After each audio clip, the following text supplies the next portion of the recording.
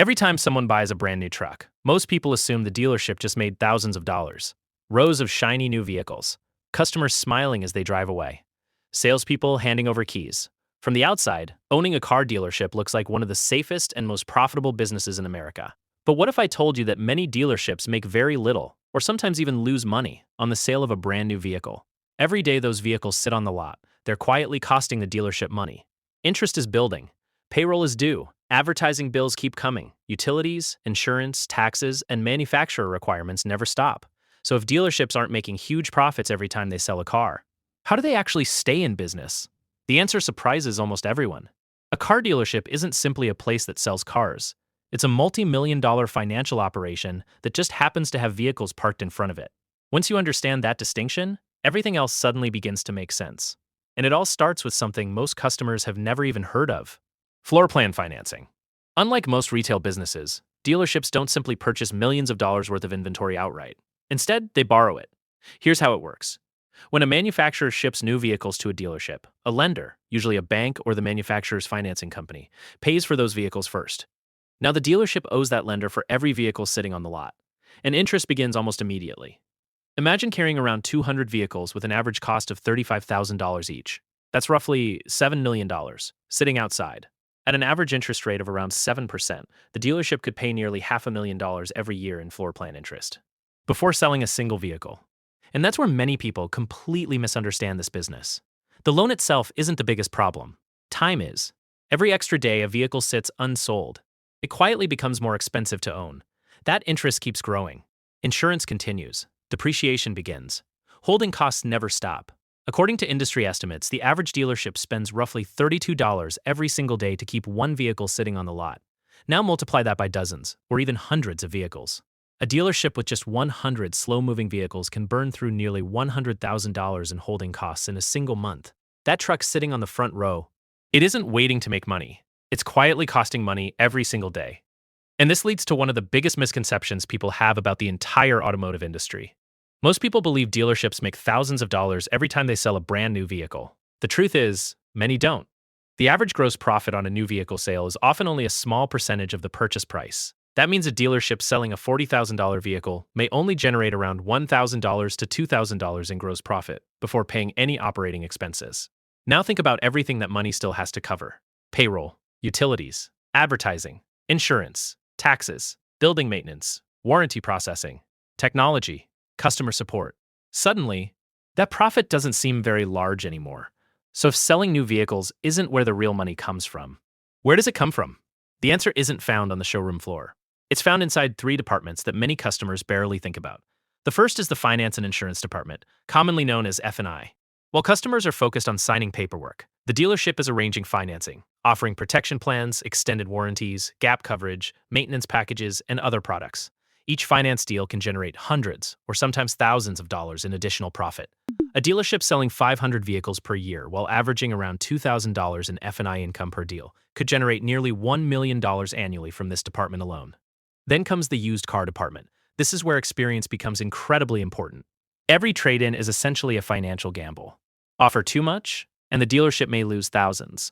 Offer too little, and the customer walks away. One bad appraisal on an expensive truck or luxury SUV can erase the profit from several successful transactions.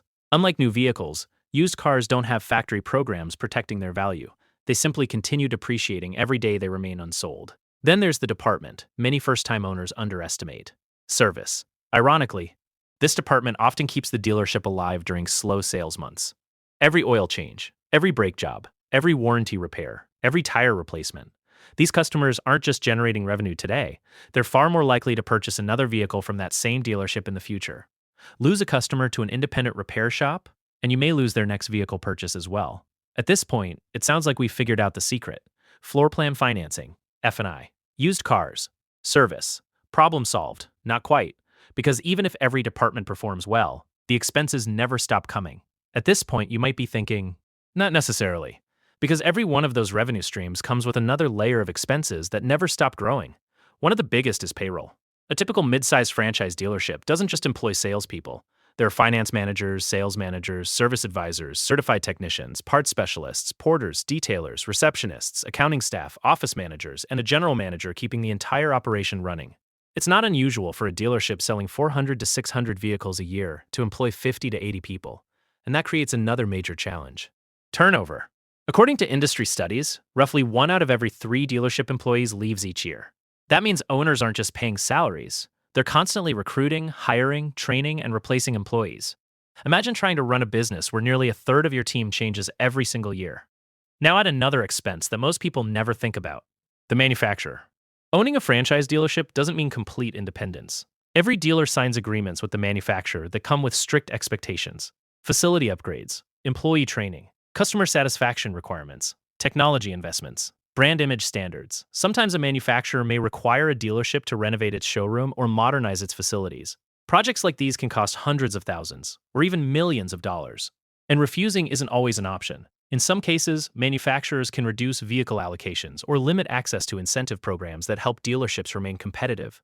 Then comes advertising. Think about how many places you've seen dealership ads: Google, Facebook, Instagram, YouTube, television, radio, billboards, email, text messages, third-party shopping websites.